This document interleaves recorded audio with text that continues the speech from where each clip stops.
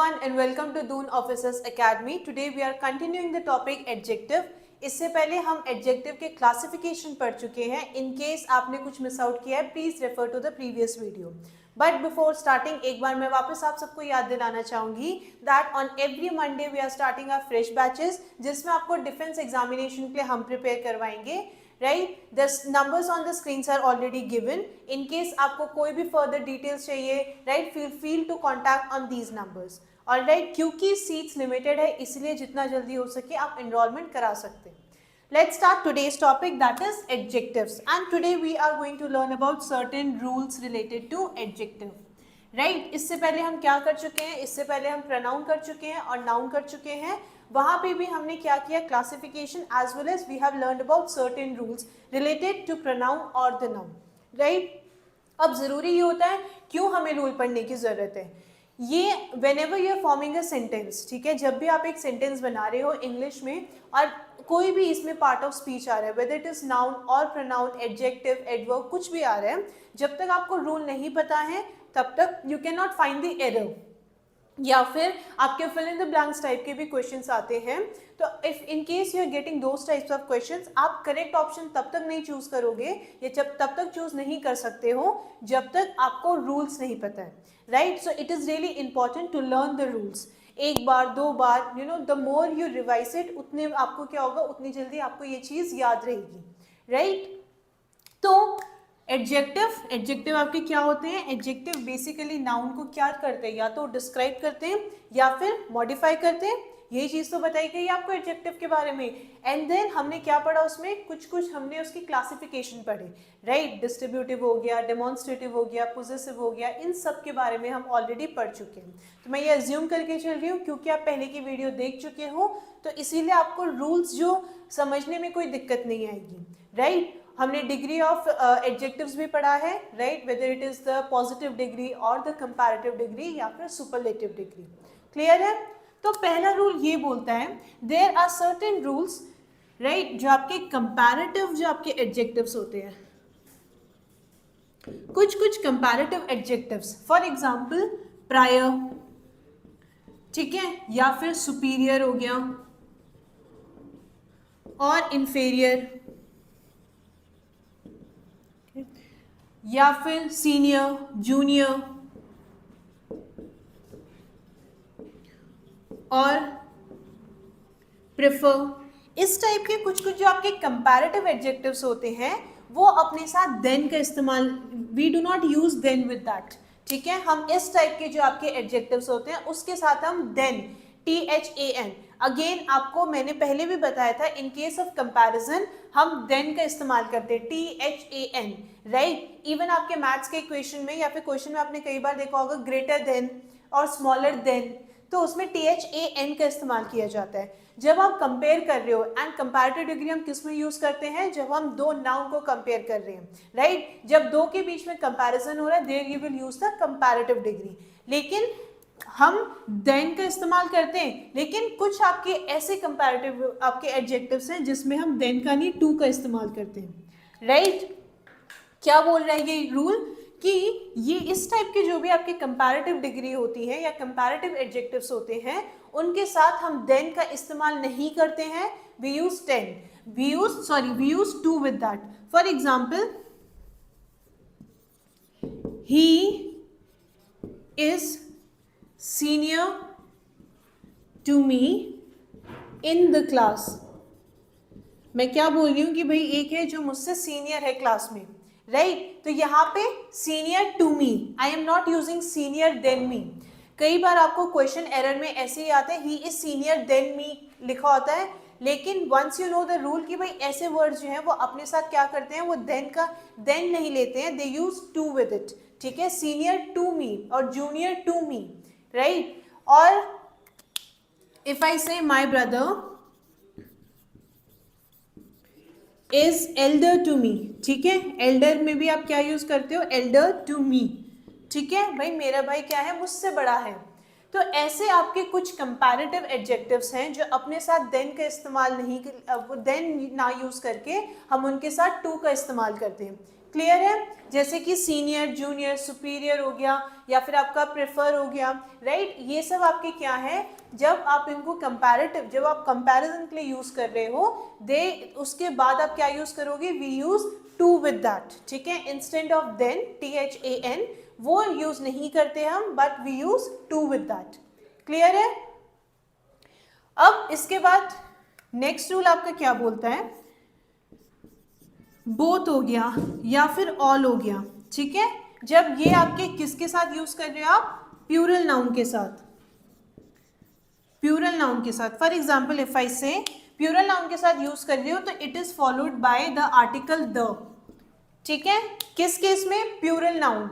Alright, जब आपका both या ऑल आप इस्तेमाल कर रहे हो, लेकिन आप प्लूरल नाउन के साथ यूज कर रहे हो, you are using it with what? You are using it with plural noun, then it is followed by the article the.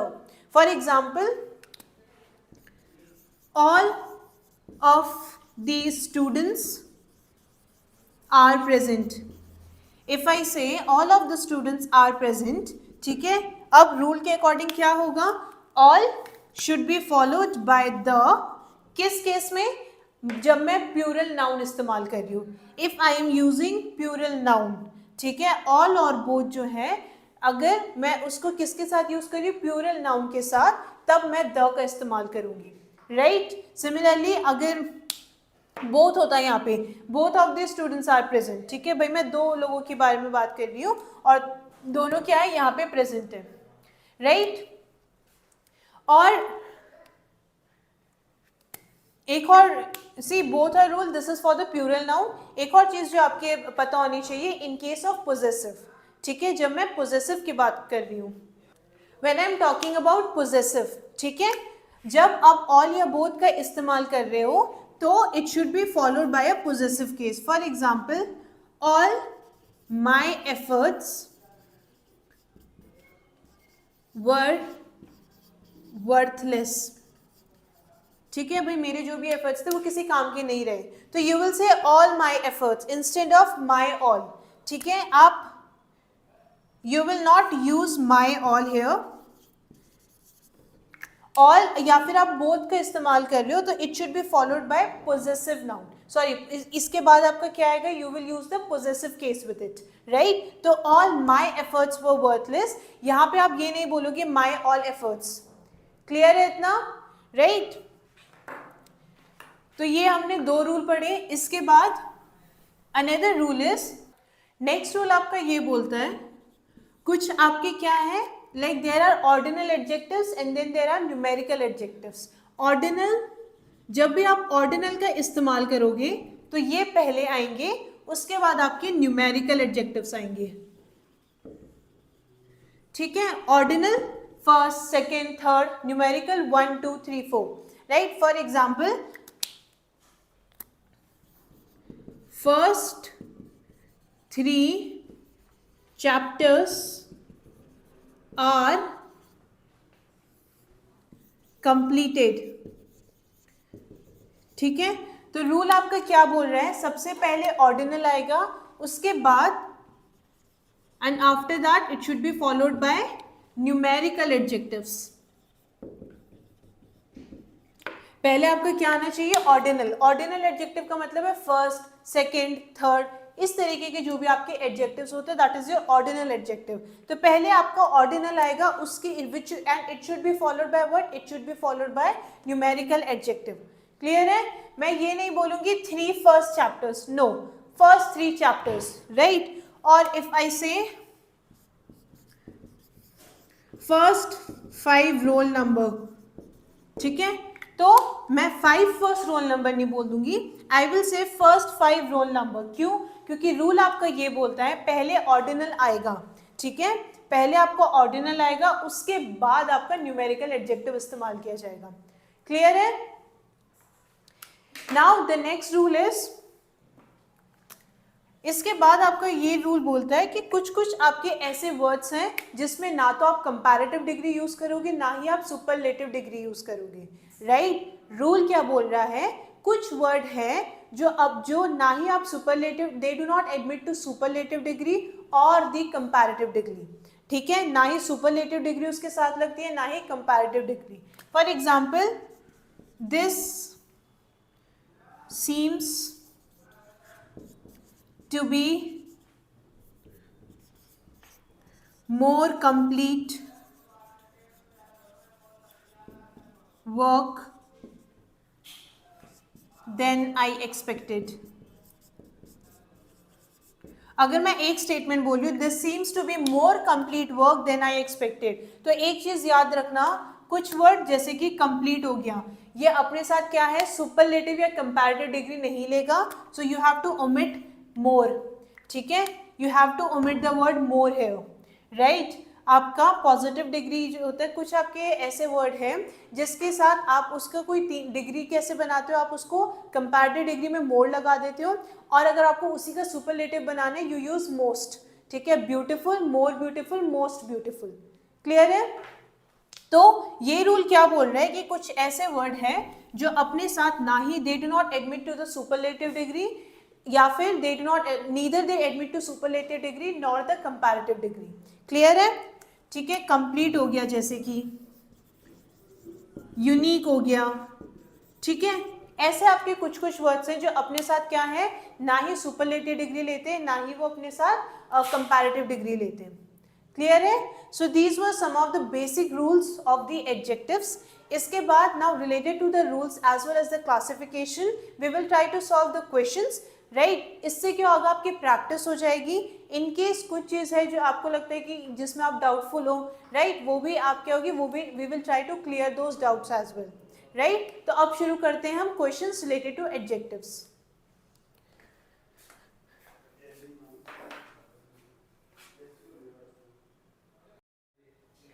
So now we are going to do questions that are related to adjective, और ये सारे questions वही हैं जो already हम rules में complete कर चुके हैं, right, rule और the classification, right। तो अब हम करने जा रहे हैं क्या, questions।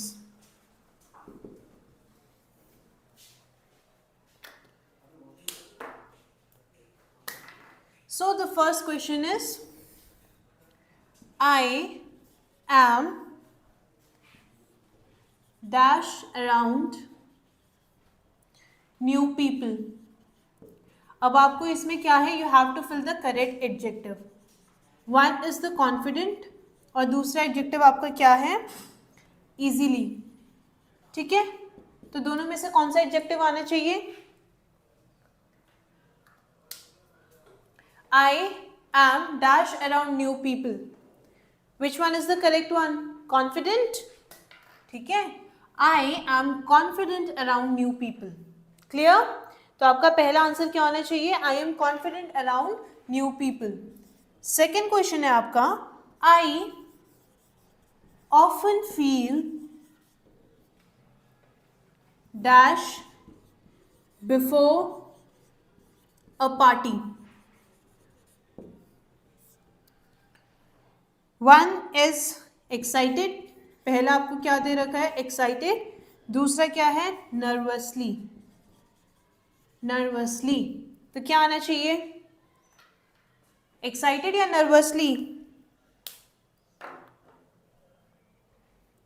I often feel excited before a party. Clear है? Now moving on to the next question. Question बोल रहा है आपका, I feel dash when I am nervous.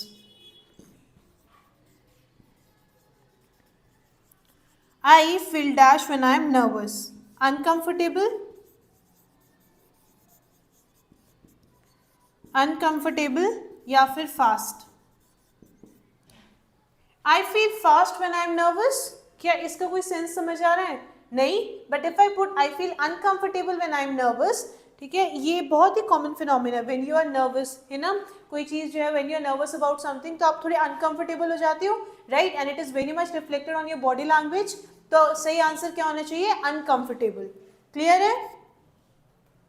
The next question is, I have not seen any child,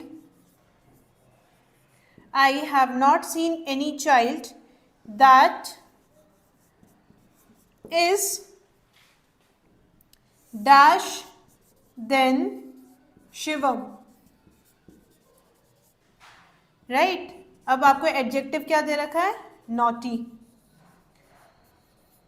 Now please look at the sentence carefully. Here there is a comparison between two people, right?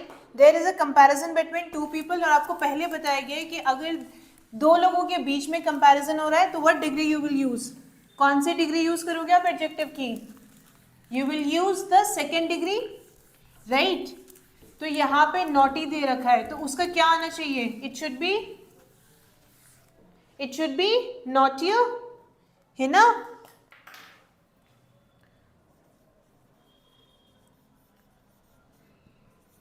Right, ठीक है। क्यों? क्योंकि यहाँ पे दो लोगों के बीच में आपका क्या है? कंपैरिजन है। क्लियर है? I hope you are able to answer the questions. एक बार क्वेश्चन कंप्लीटली लिख लेती हूँ, उसके बाद एक आप क्या है, पॉज द वीडियो, ठीक है। क्वेश्चन एक बार आप पढ़िए, फिर एक बार खुद से आंसर दीजिए, ठीक है। Next question is to preach is dash than to practise. क्या बोल रहा है स्टेटमेंट? भाई ज्ञान बांटना सबसे आसान काम है या फिर सलाह देना सबसे आसान काम है ना? सलाह तो कोई भी दे सकता है, राइट? जरूरी थोड़ी कि वो सलाह सही होगी। प्रीच करना, सलाह देना, ज्ञान बांटना फ्री का, that is the most easy thing to do, है ना? भाई सबसे आसान काम है ज्ञान बांटना, या फिर सबसे आसान काम है कि भाई मैंने आपको कोई सलाह दे दी, पता मुझे कुछ नहीं है आपकी सिचुएशन या प्रॉब्लम के बारे में, या मेरा कोई वहाँ पे बैकग्राउंड नहीं है, एक्सपीरियंस कुछ नहीं है उससे रिलेटेड, बट फिर भी मैं आपको ज्ञान दे रही हूँ। क्यों? क्योंकि आसान है ना? बट जब बात आती है वही चीज़ प्रैक्टिस करने की, ठीक है। अब जैसे मैं आपको बोलती हूँ कि भाई खूब पढ़े करो, बट खुद मैं पढ़ती नहीं हूँ, है ना? तो क्या है, ज्ञान बांटना ईजी है rather than to practise that. तो यही चीज तो स्टेटमेंट बोल रहा है। Now here there is a comparison between two, preach और प्रैक्टिस के बीच में कंपैरिजन है। अभी मैंने आपको बताया कंपैरेटिव डिग्री हम यूज करेंगे यहाँ पे। सो it is easier,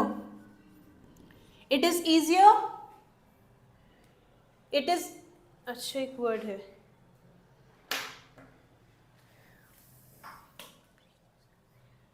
to preach is easier than to practice, ये THAN है, alright, it is not THAN, it is easier, sorry, to preach is easier than to practice, है ना? ज्ञान बांटना, सलाह देना बहुत आसान है, जब खुद अमल करने की बात आती है then that becomes difficult, right? Now the next question is, next question आपका बोल रहा है these lights are dash then those ones। अब क्या एडजेक्टिव है? Bright. These lights are dash then those ones, these lights are dash then those ones। क्या आना चाहिए यहाँ पे? अगेन आपका क्या है यहाँ पे? कंपैरेटिव फॉर्म आना चाहिए, ठीक है। These lights are brighter, ठीक है। These lights are brighter than those ones, clear है? अब नेक्स्ट क्वेश्चन पे आ जाते हैं। नेक्स्ट क्वेश्चन बोल रहा है आपका who is the dash actress according to you? Who is the dash actress according to you? भाई सबकी कोई ना कोई फेवरेट होगी, कुछ होंगे जिनकी नहीं भी होगी, है ना? तो क्वेश्चन बोल रहे हैं कि आपके अकॉर्डिंग सबसे सुंदर कौन सी एक्ट्रेस है, राइट? नाउ हेयर किसी भी चीज का बेस्ट फॉर्म बोला जा रहा है, सबसे आपका क्या है? Best form, right? Superlative degree use करेंगे आप इसमें, right? And always remember when you are using the superlative degree, उसके पहले आप द यूज करते हो, बोलते हो ना India is the best country, ठीक है। उसके पहले आप हमेशा द का, सुपरलेटिव के पहले हमेशा आप आर्टिकल का यूज करोगे, दैट आर्टिकल इज द, ठीक है। तो हु इज द प्रिटीएस्ट,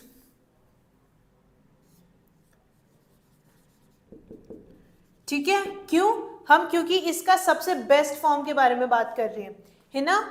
तो यहाँ पे कौन सी डिग्री यूज करोगे आप? You will use the superlative degree, clear है? इसीलिए आपको हमेशा बोला जाता है आप पहले वीडियो देखिए। क्यों? क्योंकि उसमें बहुत सारी माइन्यूट डिटेल्स है जो हम ऑलरेडी डिस्कस कर चुके हैं और उसी से रिलेटेड क्वेश्चंस किए जाते हैं, ताकि आपने जो भी कॉन्सेप्ट्स पढ़े वो आपके क्लियर हो, एज वेल एज आप उनका एप्लीकेशन भी सीखें। Clear? Now the next question, it is as difficult to swim as driving. It is as difficult to swim as driving. कहाँ पे एरर है स्टेटमेंट में? It is as difficult to swim as driving. जब भी आप compare कर रहे हो ना, whenever you are doing comparison, तो ये दोनों आपके क्या होने चाहिए? ये दोनों सेम फॉर्म में होने चाहिए। अगर यहाँ पे स्विम है, it is as difficult to swim as drive. ठीक है, ड्राइविंग नहीं आना चाहिए, यहाँ पे क्या आना चाहिए? ड्राइव। क्लियर? नेक्स्ट स्टेटमेंट है आपका, it is not as easy to write as reading. Again वही क्वेश्चन है, सिमिलर लाइन पे वही क्वेश्चन है। ठीक है, स्टेटमेंट बदला है, लेकिन अभी हमने क्या सीखा कि दोनों जब आप कंपेयर कर रहे हो तो दोनों आपकी क्या होनी चाहिए? एक ही फॉर्म में होने चाहिए। इट इज नॉट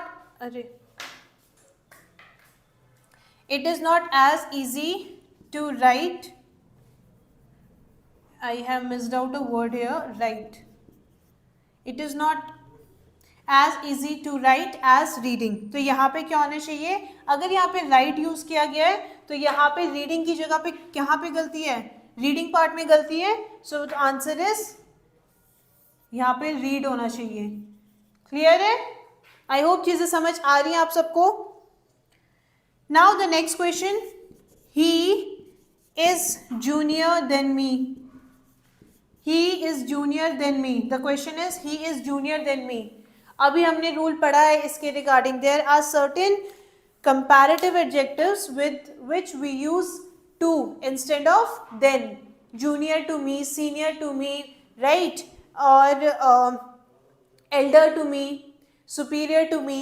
ठीक है, तो आप देन का इस्तेमाल किया गया है, तो जबकि जूनियर के साथ कहाँ पे एरर है? टू आना चाहिए, है ना? So the error lies in the part than. यहाँ पे देन की जगह क्या आना चाहिए? टू।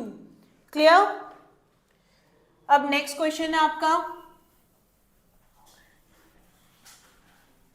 जो भी आपके रूल्स कराए जाते हैं, राइट, रिगार्डलेस ऑफ कौन सा पार्ट ऑफ स्पीच है, वो जो भी रूल्स कराए जाते हैं वो रूल्स आपको पता होने चाहिए, क्योंकि उसी के अकॉर्डिंग आप जो है एरर्स फाइंड करते हैं। फिल इन द ब्लैंक्स है, एरर है, कोई भी ऐसे क्वेश्चंस आते हैं वो आप उसी के थ्रू फाइंड आउट करोगे, अनलेस आपको रूल पता हो। क्लियर? अब बोल रहा है, अकॉर्डिंग टू राम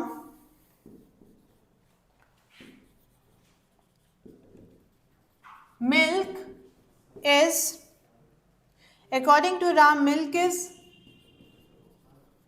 प्रेफरेबल